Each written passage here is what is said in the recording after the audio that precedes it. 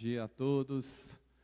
É uma alegria muito grande estar aqui hoje, nessa primeira conferência internacional do nosso programa. Tenho certeza que vai ser o primeiro de vários eventos que nós faremos aí em sequência. Agradecer a presença do público aqui no auditório. Quem está na nossa live aí, o professor Rodrigo está monitorando ali em tempo real, né? E, infelizmente, quem não puder estar presente, depois vai assistir as palestras aí de interesse. Muito bom, já colocaram ali. Tudo certinho aí? Só um instantinho. Aproveitar para agradecer ao professor Franco, que capitaneou esse evento aí, né, Franco? Ao Gabriel também, que está lá nos bastidores, e todos os alunos do programa que estão envolvidos. Muito obrigado, tá, gente? Ótimo. Pessoal, então vou iniciar aqui a minha palestra para apresentar o Laboratório de Biomecânica para vocês, o Biolab. Aqui vocês vão ver vários QR Codes, o professor tentou ser moderninho, tá? Então, quem tiver interesse em conhecer, principalmente para quem está acompanhando aí o online, não sabe onde fica localizada a Escola de Educação Física, o nosso programa de pós-graduação, acessando esse QR Code, vocês vão ter lá a localização exata da nossa escola. Aproveito para convidar a todos que tenham interesse em fazer o mestrado e doutorado, conhecer nosso programa de pós-graduação, tá? Venham, participem, serão muito bem-vindos. Falando um pouquinho do histórico, o fundador do Laboratório de Biomecânica foi o professor Hans, um grande amigo que a vida me deu. Ele fundou o laboratório no ano de 1998 e eu cheguei ao Biolab em 1999. Para quem já estava presente aí na palestra do professor Samuel, vocês devem ter visto o nome de vários estrangeiros, né? Temos argentinos, poloneses, alemães. Para quem é mais novo, talvez não conheça a história, mas, por exemplo, na biomecânica, não existia biomecânica no Brasil, em termos de formação. Então, por isso que a gente tinha que buscar os experts no exterior, principalmente porque existia uma política esportiva.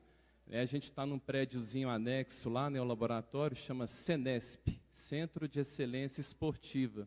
Existiam alguns desses espalhados pelo Brasil. Então, vieram experts, mundo afora, para desenvolver, no caso do professor Hans, a biomecânica não só localmente, pode passar o próximo, por favor, como também em nível nacional e internacional, né? O professor Hans foi muito ativo na Sociedade Brasileira de Biomecânica. Ele organizou em 2003 o 10º Congresso Brasileiro de Biomecânica em Ouro Preto, e em 2007 a gente organizou até então, né, o único evento internacional da Sociedade Biomecânica do Esporte, o ASBS, também em Ouro Preto. Reza a lenda que o professor Mauro Heleno, que está aqui hoje, acho que essa história eu posso contar, né, foi o primeiro a ingressar na boate lá que tinha no final do congresso. Os alunos estavam meio em dúvida assim, vamos, não vamos? Reza a lenda, tá, gente? Depois tem que confirmar essa história. O professor Mauro passou, entrou, aí daí todo mundo foi. Muito bom. Ali tem um registro do evento de 2003. Como já foi dito aqui por vários colegas, ninguém faz nada sozinho, né? Então, esse congresso, a realização desse evento, contou com a participação, à época, de vários discentes que ingressavam lá no laboratório de biomecânica, né? E também de 3 docentes que eu vou mencionar aqui hoje, eu, professor Mauro e professor Gustavo. À época, eu e o professor Gustavo eram discentes do programa de mestrado aqui da nossa escola. Pode avançar mais um, por favor? Então, a coordenadora atual do Biolab é essa pessoa que vos fala. Tem lá uma fichinha, né? Como eu coloquei o doutorado de todo mundo, eu coloquei o meu. Aí, para quem não entender, depois conversa comigo por que eu sou doutor em zootecnia, com ênfase em genética e melhoramento animal. Não é isso, Jéssica? Mas se hoje, o que importa é o seguinte, né? Se hoje eu estou lá, eu devo muito ao professor Hans. Ele foi meu orientador de IC em 2001, depois do meu mestrado, co-orientador do meu doutorado, e tornou-se um grande amigo que eu trago até hoje. Além desta pessoa, só rapidamente aqui, né, antes de avançar, Nesse QR Code, tem um acesso aqui ao site da Sociedade Brasileira de Biomecânica. Eu sou o atual presidente, parece que o pessoal gostou da minha gestão 23-25, eu acabei de renovar o mandato por mais 2 anos. Então, quem tiver interesse em conhecer melhor a Sociedade Brasileira de Biomecânica e suas ações, favor acessar esse QR Code. Pode avançar? O professor Mauro vai aparecer várias vezes aqui hoje, né? Apareceu na palestra do professor Fernando. A história que eu vou contar é quando eu estava lá no laboratório em 2001 e ele retornou da Alemanha, né? Com um rascunho de um equipamento que o professor Gustavo vai apresentar para vocês depois, né, um equipamento para avaliar a flexibilidade.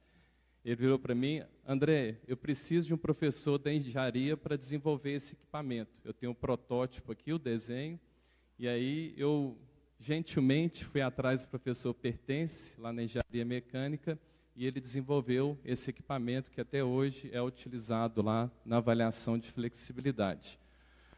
Mauro é um grande amigo, não só contribuiu para o desenvolvimento das pesquisas relacionadas ao treinamento de flexibilidade no laboratório de biomecânica, mas contribuiu muito para o nosso programa de pós-graduação também, né? O Mauro passou algumas vezes ali pela coordenação, então aproveito aqui para fazer um agradecimento público ao Mauro.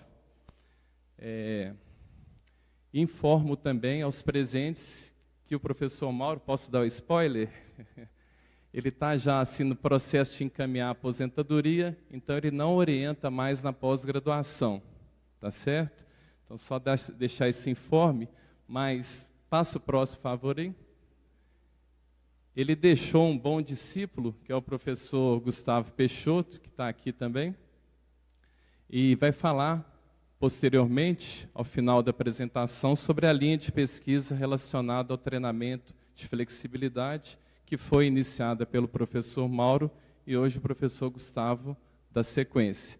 Ressalto também que o professor Gustavo já orienta no programa de pós, ele está como colaborador, então ele já pode orientar mestrado. Então, aqueles que têm interesse, já conhecem, né, especialmente os alunos aqui da escola, têm interesse em fazer mestrado, converse aí com o professor Gustavo, tá bom? Próximo.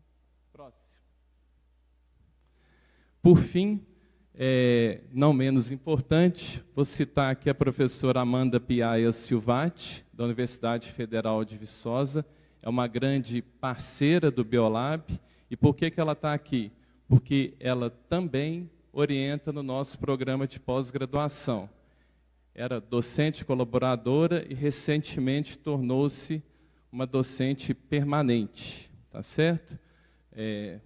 Quem tiver interesse, ali tem um Lattes, vocês podem conhecer um pouquinho melhor, né, da trajetória da professora Amanda, das linhas de pesquisa. Só fazendo essa menção aqui.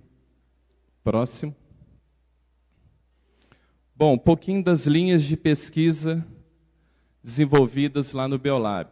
Eu deixei destacado aqui em amarelo, a que eu optei por dar ênfase hoje, devido ao tempo que a gente tem disponível. Então, particularmente, as minhas linhas de interesse, elas tratam da relação da simetria de força com desempenho ou lesão e utilização de sensores inerciais e machine learning no reconhecimento de padrão de movimento. Hoje vou falar particularmente da primeira.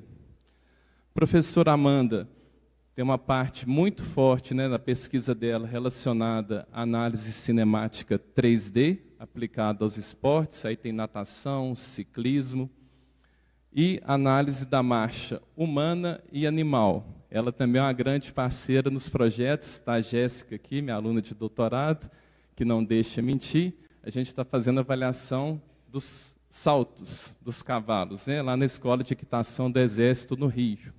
Né, não tem nada a ver com a educação física. Por isso o doutorado em zootecnia. Né? Professor Gustavo tem a linha de pesquisa principal, treinamento de flexibilidade e seu impacto em respostas biomecânicas, neurofisiológicas, estruturais, musculares e perceptuais. E o professor Mauro teve essas linhas de pesquisa aqui lá no laboratório de biomecânica, treinamento de força nos esportes. Aí eu destaco aqui a escalada esportiva, né? O professor Edgardo, que fez o doutorado com o Mauro e hoje está com a gente como professor substituto. E o uso do pequeno jogo como meio de treinamento e seu impacto nas respostas física e fisiológica de atletas. Isso foi uma parceria que o Mauro desenvolveu com o professor Gibson, lá do SECA, e que deu muito certo. A gente tem alguns trabalhos em parceria, mas essa linha foi iniciada pelo professor Mauro. Próximo. Bom, como eu disse, eu ia abordar um pouquinho daquela historinha lá da simetria e a relação dela com desempenho e lesão. De onde veio essa história, né? Ela nasce, aqui está errado, tá, gente? É ano 2000.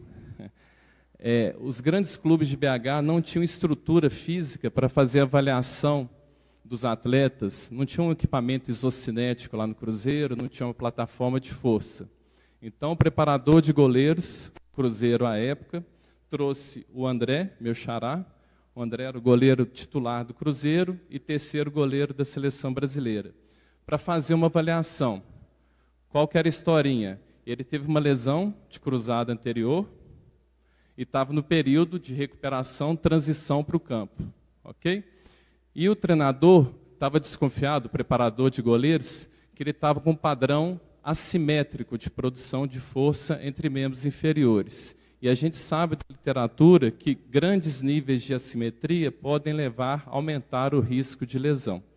Então, o preparador de goleiros trouxe ele no laboratório de biomecânica para fazer a avaliação de saltos na plataforma de força e o levou também ao laboratório de fisioterapia para fazer a avaliação no isocinético.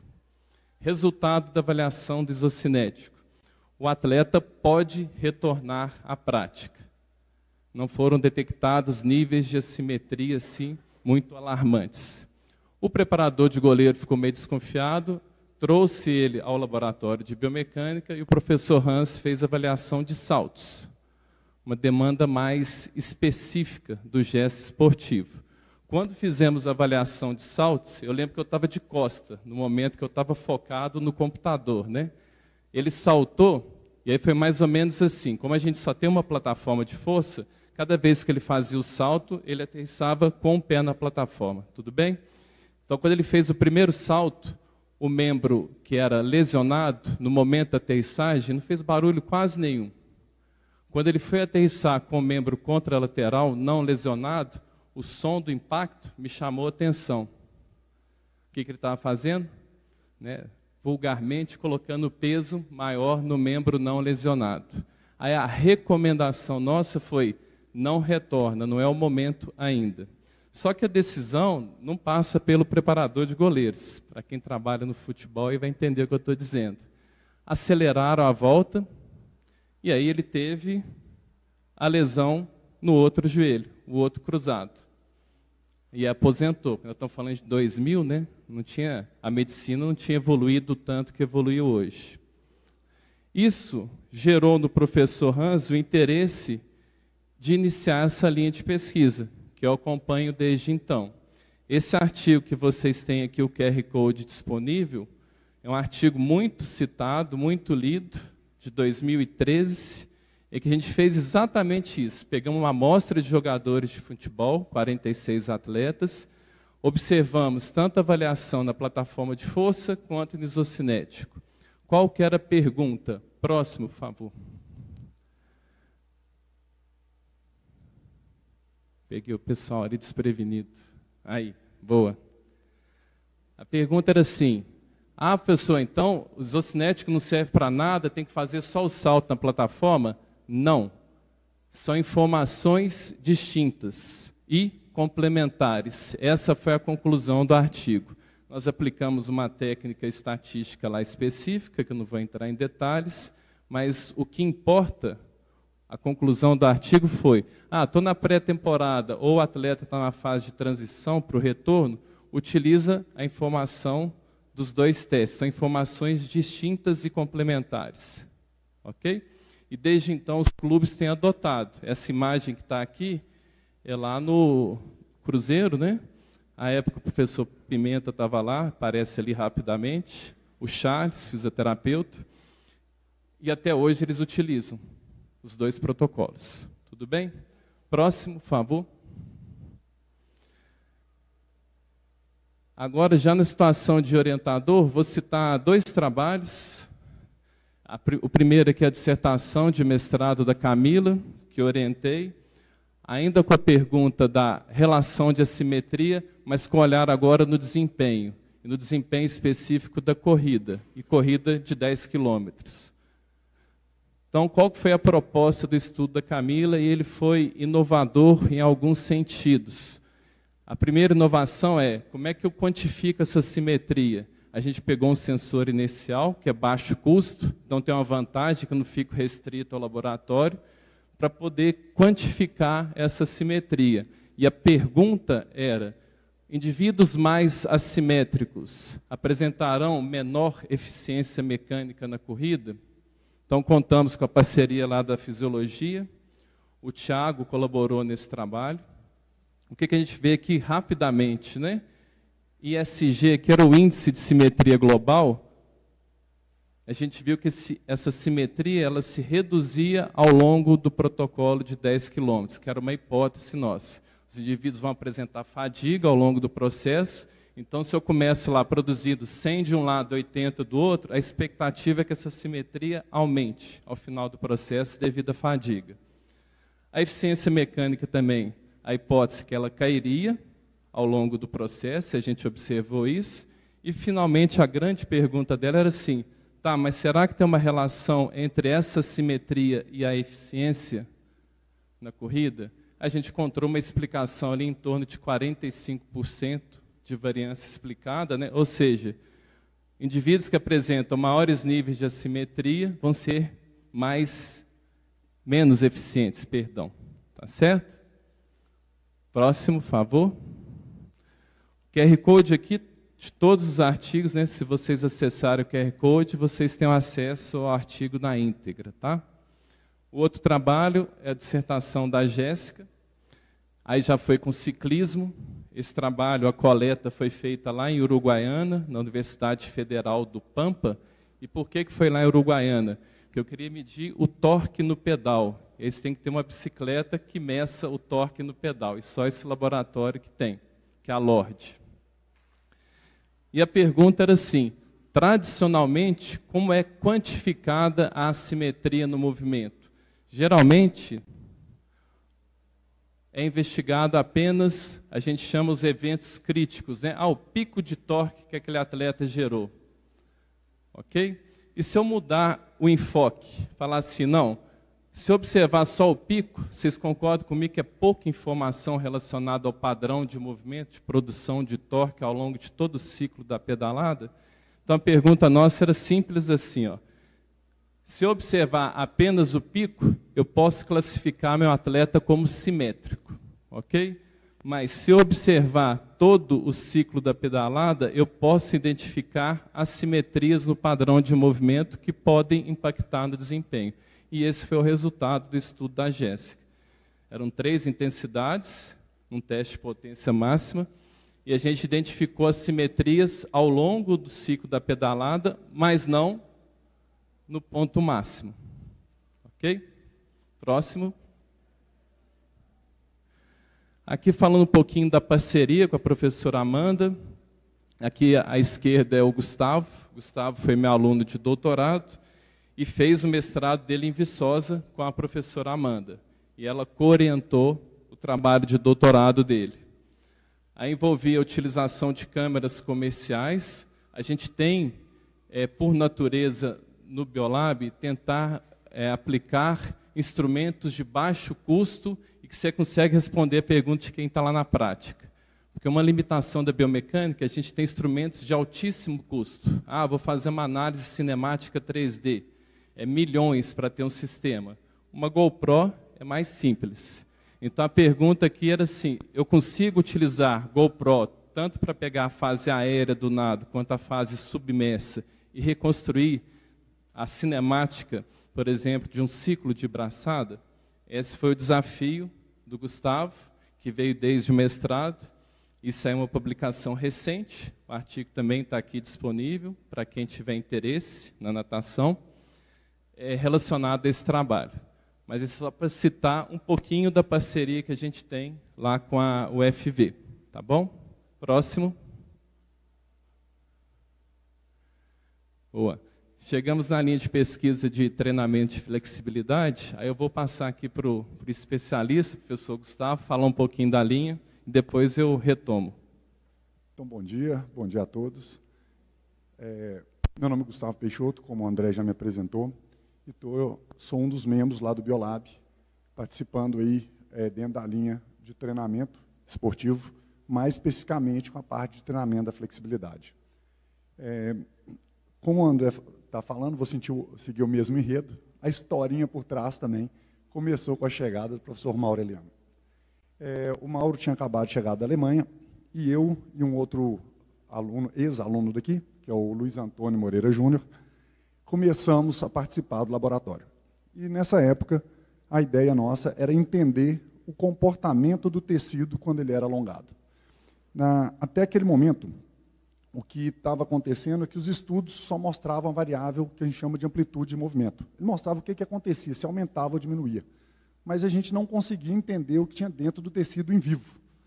Isso era muito comum em ser apresentado em animais, in vitro, ou em animais. Então, tinha um estudo como o do Taylor, tinha vários outros estudos que usaram coelhos ou ratos para entender o comportamento. E esse comportamento em vivo, em pessoas, ainda não tinha uma metodologia muito consolidada. O professor Mauro, então, ele trouxe, como o André falou, um esboço lá da Alemanha, que ele já tinha feito um equipamento lá, e não tinha ainda feito aqui, e fez uma equipe para tentar resolver esses problemas. Então, entre eles estava o professor Pertence, que é da engenharia mecânica, que foi um dos grandes responsáveis aí pela parte de desenho e toda a parte, e estavam de apoio eu e o Luiz, que fomos quem fizemos a parte do braçal para tentar fazer aquilo ser operacionalizado. Esse equipamento, ao longo do tempo, que é esse equipamento que está sendo apontado aqui, ele foi passando por melhorias ao longo do tempo, para que ele possa dar mais informações e com melhor qualidade ao longo do tempo. Por que isso? Porque a pesquisa traz um enredo que a maioria das pessoas não enxerga até entrar para a área da pesquisa. Cada pesquisa acaba sendo única. E a gente não tem um equipamento que faça tudo para todas as pesquisas. Se você pegar um equipamento que faz uma determinada função, o software tem que ser adaptado a cada pesquisa. Porque cada pesquisa vai ter uma característica. Se todas elas respondessem só uma pergunta, a gente não evoluiria com a ciência. Então, a cada pesquisa, alguma coisa tem que ser melhorada. Às vezes foi a capacidade do motor, às vezes foi alterar a velocidade, às vezes foi mudar o tipo de engrenagem ou o tipo de sensor que era utilizado. E esse equipamento, então, foi todo desenvolvido aqui dentro da instituição, a partir do esboço do professor Mauro, e começou, então, essa linha de pesquisa. O Mauro, então, estava na orientação, o professor Mauro Heleno, e inicialmente eu e o professor Luiz Antônio, que hoje está no Flamengo, no Rio de Janeiro, fizemos estudos relacionando a parte de treinamento de força e de flexibilidade. Essa foi a dissertação nossa de mestrado. A partir daí, então, nós começamos a entender o comportamento do tecido, em vivo, em pessoas. E aí começou uma série de pesquisas relacionadas com isso. Uma delas foi esse trabalho que teve, então, as dissertações de mestrado. Na sequência, estiveram, então, estudando o comportamento do tecido, tanto com força quanto com outros equipamentos, por exemplo, com vibração. Como é que o tecido comporta se você botar ela na vibração? Na época, estava muito em moda até usar vibração, treinamento com vibração. E aí, como é que esse tecido funciona quando a vibração é aplicada? Se você aplicar localmente, se você aplicar mais distante do local, o que acontece com esses tecidos? Então, isso foi gerando uma linha de pesquisa onde vários papéis ou vários estudos foram publicados. E aqui tem esse aqui foi até decorrente do meu doutorado, que já vem envolvendo mais informações. Inicialmente, a gente quase não falava da percepção do indivíduo da dor como é que a pessoa percebia o desconforto ao passar por um treinamento de flexibilidade. E aí, esse estudo agora já englobava mais uma variável, que até então não era muito falada, e foi comportado não só de forma aguda, como durante um período de 10 semanas. Então, foi tendo desenvolvimento nesse programa, e aí outras perguntas foram surgindo. Então, 2 estudos foram destacados aqui. Esse que é um estudo longitudinal, que foram feitos 10 semanas de treinamento e depois 10 semanas de destreinamento, e foram utilizadas inúmeras variáveis para entender o comportamento tanto do tecido como a resposta ao treinamento. E também um estudo que gerou um resultado muito interessante, que é esse estudo, que foi a dissertação da Luciana Carvalho, e que ele teve digamos que ele evoluiu num raciocínio muito interessante na flexibilidade, que era o seguinte: já que a gente tem a noção de sensação quando a pessoa começa a alongar, e isso estava sendo uma variável citada nos estudos, e a gente consegue saber o que é o máximo, quer dizer, a hora que a pessoa já não suporta mais alongar, será que a pessoa consegue identificar esses pontos e talvez até mesmo um ponto intermediário? E nós vimos que sim. Quando a pessoa tem a evolução ali, ela consegue perceber diferentes graus de intensidade com uma capacidade de reproduzir esses graus de uma forma espetacular. Então, você pedia, o voluntário ia no equipamento, ele falava onde é que era o início da sensação dele de alongamento, falava o que era o máximo que ele conseguia alcançar, e depois a gente falava, a gente quer que você encontre o meio do caminho aí. E ele tinha uma capacidade de reproduzir aquela posição de forma espetacular, mesmo sem ver nada no equipamento. Quem estava avaliando via o que estava acontecendo, mas eles não viam nada. Eles usaram até um óculos para vedar a visão, para não falar que foi a posição, visualmente ele estava determinando a posição do membro. Então, isso gerou um avanço em termos até mesmo práticos, porque o intuito nosso, apesar da gente fazer a pesquisa pensando lá, muitas vezes na estrutura, a gente quer conseguir melhorar ou otimizar o treinamento que a gente tem no dia a dia nosso. E isso ajudou muito, um dos conceitos, porque a gente viu que você usar a percepção do indivíduo pode ser uma forma eficaz de controle da intensidade quando a gente trabalha com a flexibilidade. Então, hoje, a parte de transferir esse conhecimento teórico para o prático é um ponto que a gente tem interesse em continuar estudando dentro do Biolab na parte de treinamento da flexibilidade. Vou chamar novamente o professor André aqui para dar continuidade. Obrigado, Gustavo. Pode passar o próximo, por favor. Pessoal, já indo ao final da minha breve palestra, né? Para quem está aqui presente, tiver mais interesse em conhecer o Biolab, eu e o Gustavo estamos sempre por lá, disponíveis. Eu acho importante a gente mostrar isso. O Samuel, né, foi muito feliz na fala dele, de falar um pouquinho dos nossos egressos, né, que estão espalhados Brasil e mundo afora, eu diria, né? Aqui nós temos a Cíntia, hoje está na Alemanha, a Alexandre foi meu aluno de mestrado, está na Austrália, e assim, é interessante ver que nem todos estão no ambiente acadêmico, como o Samuel bem colocou. Tem muita gente na atuação profissional muito forte. O Alexandre hoje trabalha com preparação física de atletas de MMA, Gustavo está nos Estados Unidos, trabalha com natação, Igor no futebol, né, foi orientado pelo Mauro, e por aí vai. Só para citar alguns. O Luiz Antônio, mencionado aqui pelo Gustavo, está lá no Flamengo. Fabiola, Petrolina, organizou o último Congresso Brasileiro de Biomecânica. Aí vocês não imaginam a alegria que nos dá, a satisfação, como o professor Fernando bem colocou, é isso que nos move. Artigo é legal. Ser lido é legal. A formação do recurso humano, o famoso não tem preço. Tá? Então, é uma alegria muito grande quando a gente vê que todos se qualificaram no processo e hoje ocupam posições de destaque e, principalmente, estão felizes. Isso é que importa no final. Né? Que hoje a gente ouve falar muito de saúde mental, né? assim, é um processo, não vou falar que é fácil não, tá, gente? Quem está no mestrado, doutorado, vai entender bem o que eu estou dizendo. Mas é gratificante ao final. Eu acredito, se você perguntar aqui qualquer um dos alunos do nosso programa, apesar dos, né, dos momentos de aperto, né, Jéssica? Vai ter coleta, não vai? Tem recursos para ir na cidade, não tem? Enfim, o final é muito, assim, não tem palavras, né? É isso. Então, próximo, por favor. Venham conhecer, para quem está aí no online, venham conhecer nosso programa. Temos vagas aí de mestrado, doutorado.